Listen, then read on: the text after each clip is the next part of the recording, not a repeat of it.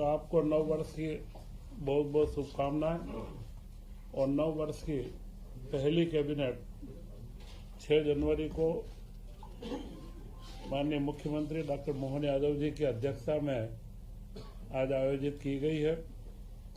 और इसमें जो महत्वपूर्ण प्रस्तावों को आज स्वीकृति दी गई है, उनमें 2 प्रस्ताव झिरमिटी मध्यम सिंचाई परियोजना बुरहानपुर जिले की है,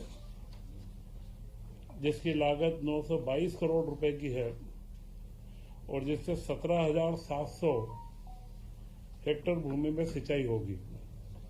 दूसरी परियोजना बुरहानपुर जिले में ही नेपानगर की है, जो नेपानगर विधानसभा में आती है।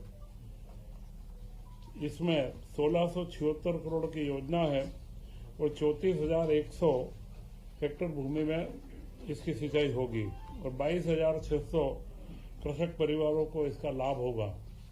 इन दोनों योजना का महत्वपूर्ण जो परिणाम निकलना है, यह दोनों योजनाएं 2 विधानसभा क्षेत्रों की है और आदिवासी अंचल की है। सारे आदिवासी बंधु इससे लाभान्वित होने वाले हैं। और बुरहानपुर जिला सिंचाई के मामले में मध्य प्रदेश में अभी 41वें नंबर के ऊपर है। तो बुरहानपुर जिले में सिंचाई की वृद्धि हो, इसके लिए महत्वपूर्ण योजनाओं की स्वीकृति दी गई है। इसी के साथ में नर्मदा घाटी विकास प्राधिकरण के तहत जो हमें नर्मदा का पानी 2028 तक अब हमें लिफ्ट करना है, उसके लिए जो हमारी परियोजनाएं चल रही है, वे अभी परियोजना प्रारंभ कर दी गई थी। इसमें एक परियोजना है नर्मदा शिप्रा बहुउद्देशीय परियोजना, जिसकी लागत 2489 करोड़ 65 रुपए है। और एक योजना है बदनावर माइक्रो लिफ्ट इरिगेशन योजना, जो 1520.92 करोड़ रुपए की है। इन दोनों योजनाओं को अब Narmada basin project company limited को हस्तांतरित कर दी गई है। और जो अभी तक राज्य शासन ने इन दोनों योजनाओं में खर्च करा है, वो उस कंपनी की अंश पूंजी के रूप में कन्वर्ट किया जाएगा। इसका लाभ ये होगा कि इसके बाद में इसका मेंटेनेंस और इससे जो रेवेन्यू प्राप्त करना है, और वह सारा मॉडल यह कंपनी इसको पूरा मेंटेन करेगी। और इसका जो उच्च दाब जो लिफ्ट इरिगेशन में मेंटेनेंस एक महत्वपूर्ण पार्ट होता है, तो वह कंपनी इसका पूरा मेंटेनेंस करके और उस पूरे क्षेत्र के किसानों को इसका बराबर समुचित लाभ इसका प्राप्त होगा। इसी के साथ में ग्रामीण सड़क विकास प्राधिकरण का सबसे बड़ा जो कार्य था, इसमें आदिवासी न्याय महाअभियान जो प्रधानमंत्री नरेंद्र मोदी जी का एक सबसे महत्वपूर्ण प्रकल्प है, पीएम जनमन योजना। तो हमारे मध्य प्रदेश में जो हमारे योजनाओं में बेगा, भारिया व सहरिया, इन 3 जनजातियों में 22 जिलों के अंदर निवासरत है, इनके लिए योजना लागू की गई थी।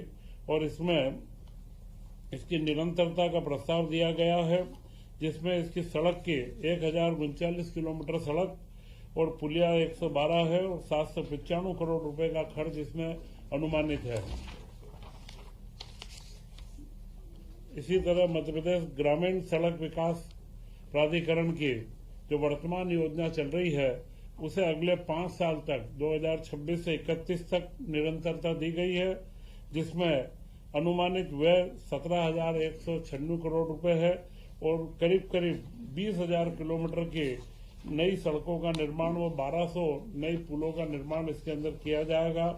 और इसी के साथ में जो इन पुरानी हमारी सारी योजनाएं हैं, मध्य प्रदेश में टोटल प्रधानमंत्री ग्रामीण सड़क में 88,517 करीब किलोमीटर मार्गों का नवीनीकरण भी जो करना, वो उन्नयन करना, इसके लिए इस योजना को 1 अप्रैल 2026 से 31 तक निरंतरता दी गई है, जिसका अगले समय में अनुमानित व्यय 10,000 करोड़ रुपए इसका रहेगा। इसी के साथ में आज कैबिनेट के अंदर सभी मंत्रियों को टेबलेट वितरित किए गए हैं और अगले 2 कैबिनेट के पश्चात पूरा कार्य के टेबलेट के माध्यम से किया जाना प्रस्तावित है। और मुझे लगता है कि यह जो प्रयोग है, यह प्रयोग देश के कुछ ही प्रांतों में प्रारंभ हुआ है, उसमें मध्य प्रदेश अग्रणी प्रांत होगा। मुख्यमंत्री डॉक्टर मोहन यादव जी के नेतृत्व में जो हमने 2025 का वर्ष उद्योग एवं रोजगार वर्ष के रूप में मनाया है, अब अगला 2026 का इस वर्ष को कृषि उद्योग के कृषि के विकास के लिए मनाया जाएगा तथा इस तरीके के सारे नवाचार व जनजातीय क्षेत्रों के लिए विशेष रूप से जितने भी प्रकल्प हो सकते हैं उनको हम नई गति दे रहे हैं। जय हिंद, जय भारत।